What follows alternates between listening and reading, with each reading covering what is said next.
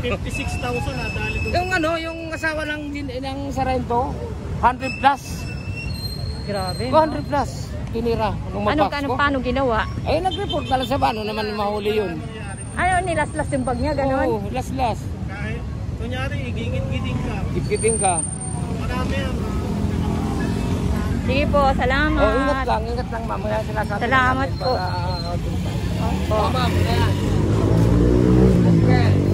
Yan po ay isang advice lang po ng isang concerned citizen na dapat pag-ingatan niyo po ang inyong mga gamit sa loob po ng mga tiyangge dahil di natin maiiwasan talaga kahit saang lugar ang mga mga masasamang loob.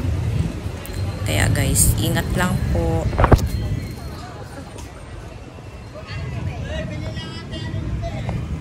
Ano si Ate Nelly? Yan guys, kasama ko si Ate Nelly. Hinahanap ko, nawawala siya.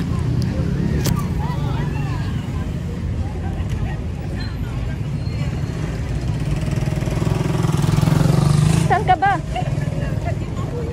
Hindi, hinahanap na kita eh.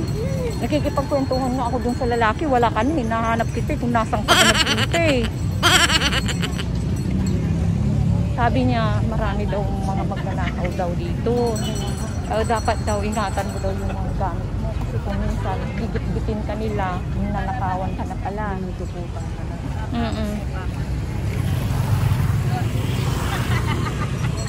Likbot-likbot lang muna, Ate Nelly. Dito muna tayo, no? Mauna. Libot-libot lang muna.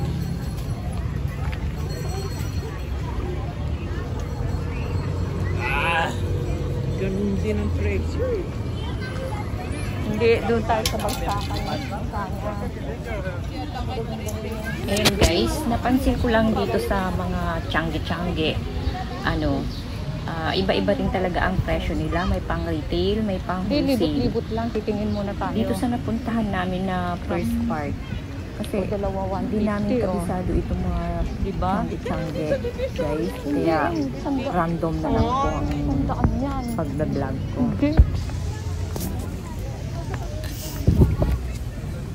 Yan guys, totoo rin naman. Ang mga presyo nila dito halos parehas lang din sa Divisoria and Baclaran. And maybe may ibang mga items na mas mura talaga dito sa Taytay dahil dito yung ibang mga sellers sa Baclaran or sa Divisoria, dito sila kumukuha sa Taytay. 2,150. And guys, sariling tahi kasi nila yung mga ibang pwesto dito.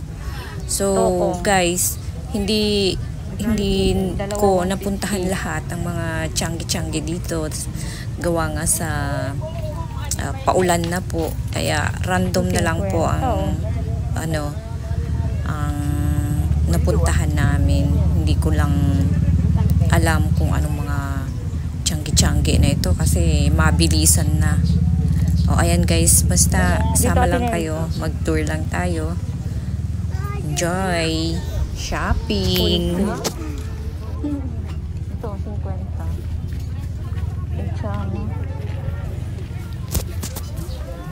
Marami din guys, iba-iba rin naman ang may mga magaganda ang tela na mura.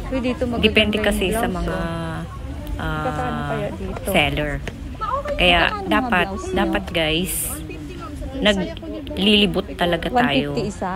Kaya lang sa dami po ng tiyangge dito sa Taytay, hindi po talaga namin kayang libutin lahat. Gawa nga na sobrang init po, tirik ang araw.